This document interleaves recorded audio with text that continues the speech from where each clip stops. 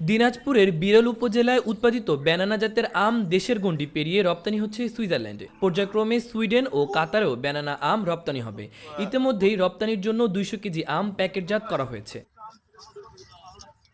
ঢাকার সানড্রোপ অ্যাপেটিক নামের একটি প্রতিষ্ঠানের কাছে আমগুলো পাঠানো হবে। সেখান থেকে অন্যান্য প্রক্রিয়া শেষে 2-1 দিনের মধ্যেই আমগুলো সুইজারল্যান্ডে যাবে।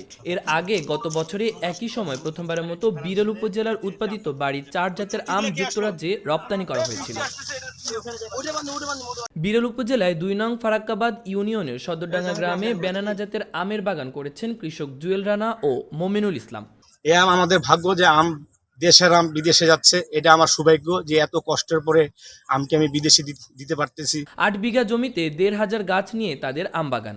বাগানে কাটিমন, বাড়ি 4 ও ব্যানানা জাতের আম গাছ রয়েছে। বাগানের প্রতিটি গাছে ঝুলছে ব্যানানা জাতের বিষমুক্ত আম। এই বাগানে আমার আম আছে বাড়িফোর এবং বেনানা কাটিমন, তিনটাই আছে। আর কিছু লাল আম ভ্যারাইটি আছে, এটা BN7। এই আমটা আমি টেস্ট করতেছি, 2-1টা গাছে আছে লাল লাল।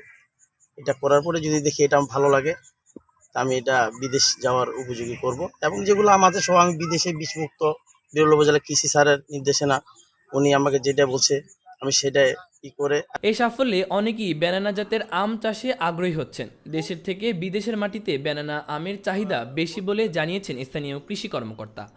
আমরা বিগত 23 সালের মতো এবারও সফলতা অর্জন করেছি এবং এই আমটি আপনারা জানবেন যে দেশীয় যে বাজার তার তুলনায় অন্তত 2 থেকে 3 গুণ বেশি দামে আমরা এক্সপোর্টারের হাতে তুলে দেব এবং সেখান থেকে বিরল এবং দিনাজপুরের কৃষির যে সমৃদ্ধি সুনাম সেটি উত্তরোত্তর আরও সমৃদ্ধ হবে এবং অন্য যারা কৃষি উদ্যোক্তা আছেন তারা আগ্রহ বোধ করে কৃষি পেশায় আসবেন।